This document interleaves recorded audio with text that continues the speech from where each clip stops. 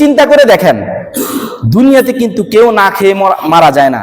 একটা হাঁস, একটা মুরগি, একটা কুকুর, একটা শুকুর, কাফের, ইহুদি, খ্রিস্টান, বৌদ্ধ, হিন্দু সবাই খাইতেছে, সবাই চলতেছে, মুসলমানও খাইতেছে, চলতেছে। তাহলে আল্লাহ তাআলা কত বড় রহমান, কত বড় দয়াবান। আল্লাহ তাআলা কাউকে রিজিক থেকে কি রাখেন নাই? বঞ্চিত রাখেন নাই। তাহলে আপনি একবার চিন্তা করেন যে আল্লাহ তাআলা কুকুরকে খাওয়াচ্ছেন, আমি আপনি কয় কেজি খাই? একটা হাতি প্রতিদিন 250 কেজি তার খাবার লাগে। ওই হাতির খাবার ব্যবস্থা কে করে? আমি আপনি যে দিয়ে আসি নাকি? আল্লাহ তাআলাই ব্যবস্থা করে। একটা হাতির সর্বনিম্ন আমি আপনি যেমন কমপক্ষে 1 বেলা বা 2 বেলা খাইতে হয়, স্বাভাবিক আমরা 3 বেলা খাবার খাই, এভাবে যাদের সামর্থ্য অনুযায়ী আরো বেশি খাই। একটা হাতি সর্বনিম্ন 250 কেজি খাবার খেতে হয়।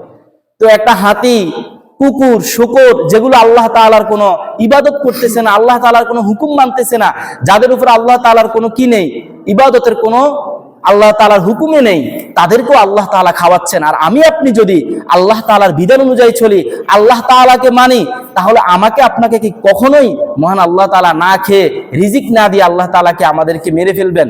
আল্লাহ তাআলা এমন নয়। আল্লাহ তাআলা সত্য এমন নয়। আল্লাহ তাআলা জালেম নন। দুনিয়ার সকল মানুষ জালেম হতে পারে। আপনার মা বাবাও আপনার সাথে স্বার্থপরতা দেখাতে পারে, না স্বাভাবিক। বর্তমান জামানায় এখন প্রতিটি ঘরে দেখা যাচ্ছে মা বাবা, ভাই বোন।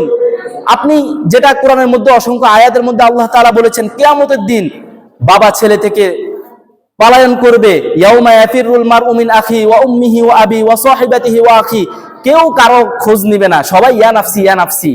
কিয়ামতের দিন যেমন অবস্থা হবে, দুনিয়াতেও সেম। দুনিয়াতে স্বার্থের জায়গায় আসলে মা বাবাও ছেলে সন্তানকে চিনে না। আপনি দেখেন যে সমস্ত ফ্যামিলিতে 2 জন 3 জন 4 জন 5 জন ভাই আছে, এটা একবারে পরীক্ষিত একটা বিষয়। দেখবেন যে ভাই বা যে ছেলে মা বাবাকে একটু টাকা পয়সা বেশি দেয়, মা বাবাকে একটু যত্ন বেশি করে, তার পক্ষে মা বাবা থাকে। আপনি 1 টাকা কম দিবেন, আপনি টাকা দিবেন না, মা বাবার খবর রাখবেন না, আপনারও খবর রাখবে না। তাহলে দেখেন, মা বাবাও কিন্তু স্বার্থের জন্য করে। দুনিয়ার প্রতিটি মানুষ স্বার্থের জন্য কাজ করে, স্বার্থ ছাড়া কেউ কিছু করে না। একমাত্র মহান আল্লাহ তাআলাই রয়েছেন, যিনি আপনার নিঃস্বার্থ। আপনি আল্লাহ তাআলার ইবাদত করবেন, আল্লাহ তাআলা সন্তুষ্টি মোতাবেক চলবেন, তাহলে ইনশাআল্লাহ আপনি দুনিয়াতেও রিজিক ছাড়া আপনি দুনিয়াতেও না খেয়ে মরবেন না। এবং আখিরাতে আল্লাহ আপনার জন্য কি রেখেছেন? জান্নাতে সুসংবাদ রেখেছেন। এই কারণে আমরা সব সময় আল্লাহ তাআলার হুকুম অনুযায়ী, আল্লাহ তাআলা যেভাবে বলেন, আল্লাহ তাআলার হুকুম আহকাম মেনে যদি চলতে পারি, তাহলে অবশ্যই আমাদের জীবনের মধ্যে শান্তি আসবে। আপনাদের মসজিদের মুসল্লিদের অবস্থা দেখেন, 20 বেজে গেছে, এখন 20 বাজলে ওয়াজের সময় শেষ, কিন্তু আপনাদের মসজিদে মুসল্লি নেই। এই হলো